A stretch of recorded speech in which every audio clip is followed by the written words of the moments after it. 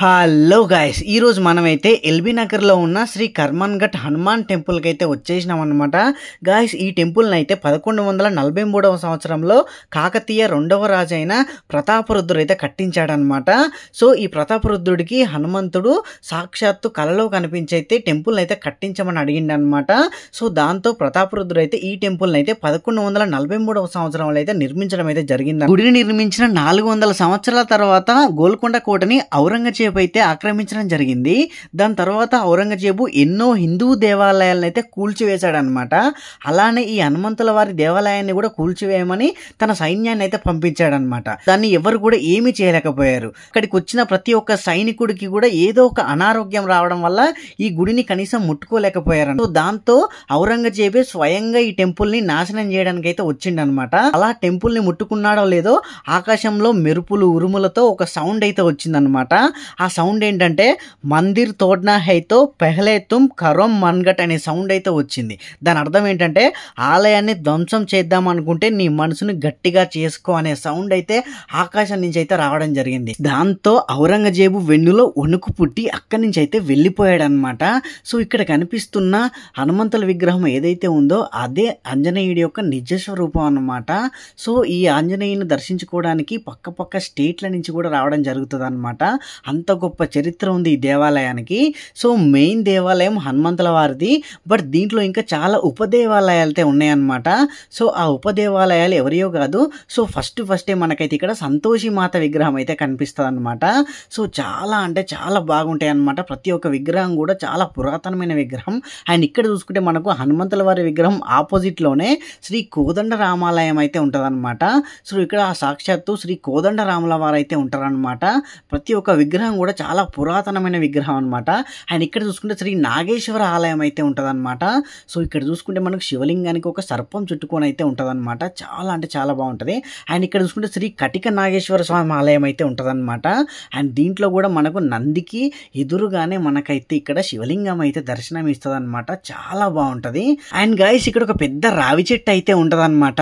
So ఈ రావి చెట్టు కింద అయితే చాలా పురాతనమైన చెక్కడాలు అయితే ఉంటాయి అన్నమాట. అన్నీ కూడా పురాతనమైన విగ్రహాలు, అన్నీ కూడా సర్పరూపంలో చెక్కిన విగ్రహాలు అయితే చాలా ఉన్నాయన్నమాట. అండ్ పక్కనే శ్రీ నవగ్రహ ఆలయం అయితే కనిపిస్తుంది మీకు. అండ్ ఇక్కడ చూసుకుంటే అన్నీ కూడా నవగ్రహ దేవాలయాలు అనమాట. సో 9 దేవాలయాలు. సో అన్నీ మనం ఒకే దగ్గర అయితే చూడొచ్చు అనమాట. అన్నీ కూడా చాలా పురాతనమైన విగ్రహాలు అనమాట. సో ఇవన్నీ కూడా మనం ఈ యొక్క టెంపుల్లోకి వస్తే నవగ్రహాలు అన్నీ కూడా ఒకేసారి అయితే మనం అయితే చూడొచ్చు అనమాట. అండ్ నెక్స్ట్ వచ్చేసి మనం అయితే ఇక్కడ సరస్వతి దేవాలయం అయితే ఉంటదన్నమాట. సో సరస్వతి అమ్మవారిని కూడా దర్శించుకున్న తర్వాత సో నెక్స్ట్ అయితే శ్రీ దుర్గామాత ఆలయం దగ్గరికి అయితే రావచ్చు అనమాట. సో ఇక్కడ చూసుకుంటే దుర్గామాత అమ్మవారిని దర్శించుకున్న తర్వాత సో శ్రీ విశ్వనాథ ఆలయం దగ్గరికి అయితే రావచ్చు. అండ్ ఇక్కడ చూసుకుంటే నందికి ఎదురుగానే ఆ విశ్వనాథ స్వామి అయితే ఉన్నదన్నమాట. సో ఈ విధంగా మనం పరమశివుని అయితే దర్శించుకోవచ్చు అనమాట. సో నెక్స్ట్ చూసుకుంటే ఇక్కడ శివలింగం అయితే కనిపిస్తుంది.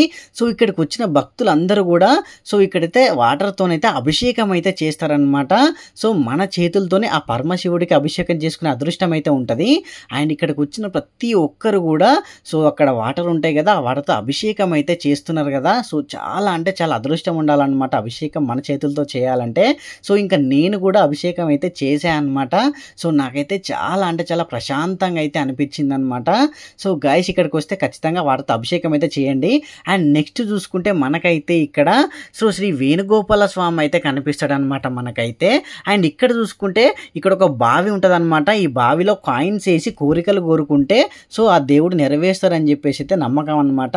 బావి నుంచి కొంచెం ముందుకు వస్తే మనకైతే ఎగ్జిట్ అయితే ఉంటది అనమాట. ఇక్కడ పెద్ద తలుపులతోని ఎగ్జిట్ అయితే అయిన తర్వాత శ్రీ కేదార్నాథ్ హనుమాన్ దేవాలయం అయితే ఉంటదన్నమాట ఇక్కడ. సో ఇక్కడ ఈ దర్శనం చేసుకున్న తర్వాత మనం ఇంకొక హనుమంతుల వారి దగ్గరికి అయితే వచ్చినాం అనమాట. సో అది ఏంటో కాదు, శ్రీ వాహన హనుమాన్ మందిరం అనమాట. సో ఇక్కడైతే అందరూ కూడా వాళ్ళు కొత్తగా కొన్న వెహికల్స్ అన్నీ కూడా కార్స్ కావచ్చు, బైక్స్ కావచ్చు, ఆటోస్ కావచ్చు, లారీలు కావచ్చు, డీసీఎంస్ కావచ్చు, ఇలా అన్ని రకాల వాహనాల పూజ అయితే ఇక్కడే జరుగుతుంది అనమాట. సో చూస్తున్నారు కదా ఎన్ని వాహనాలు ఉన్నాయి ఇక్కడ. డీసీఎం కావచ్చు, కార్ కావచ్చు, ఆటో కావచ్చు, బెంజ్ కావచ్చు, అక్కడ చూసుకుంటే తార్ కావచ్చు, అన్ని రకాల వెహికల్స్ అయితే ఇక్కడ పూజలు అయితే జరుగుతాయి. అండ్ లాస్ట్ వచ్చేసి మనకి ఇది ఇక్కడ కోనేరు అయితే ఉంటుంది అనమాట. సో ఆ కోనేరులో మనకైతే హనుమంతుల వారి విగ్రహం అయితే ఉంటుంది. అది కూడా ధ్యానం చేస్తున్నట్టు అయితే ఉంటుంది. ఉంటుందన్నమాట. సో ఈ కోనేరు మొత్తంలో కూడా చాలా అంటే చాలా తాబేళ్ళు అయితే కనిపిస్తున్నాయి లేదా మీకు జూమ్ చేస్తున్న చూడండి ఒకసారి. సో ఈ కోనేరు మొత్తంలో కూడా చాలా అంటే చాలా తాబేళ్ళు అయితే ఉన్నాయన్నమాట. అండ్ అలాగే కొన్ని పావురాలు కూడా ఉన్నాయి. సో తాబేళ్ళు అయితే చాలా అంటే చాలా ఉన్నాయి గైస్. అండ్ ఈ టెంపుల్ చాలా అంటే చాలా ప్రశాంతమైన వాతావరణంలో ఉంది. సో ఇక్కడికి వస్తే మనకైతే ఎలాంటి టెన్షన్లు ఉన్నా అయినా సరే ఖచ్చితంగా పోతే అనేది నేను చెప్పగలుగుతా. ఎందుకంటే నాకైతే నా మనసుకు చాలా ప్రశాంతంగా అనిపించింది అనమాట ఈ యొక్క టెంపుల్ అనేది.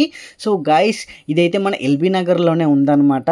సో గైస్ ఈ యొక్క టెంపుల్ని మాత్రం ఖచ్చితంగా మిస్ చేసుకోకండి. మీ వీకెండ్స్లో ప్లాన్ ఏదైనా ఉంటే ఈ యొక్క టెంపుల్ని అయితే ఖచ్చితంగా విజిట్ చేస్తారని నేనైతే అనుకుంటున్నా. సో ఇది గైస్ వీడియో అయితే. వీడియో నచ్చితే లైక్ చేయండి, సబ్స్క్రైబ్ చేసుకొని బెల్ ఐకాన్ అయితే ఆన్లో పెట్టుకోండి. Thank you for watching guys. See in the next video.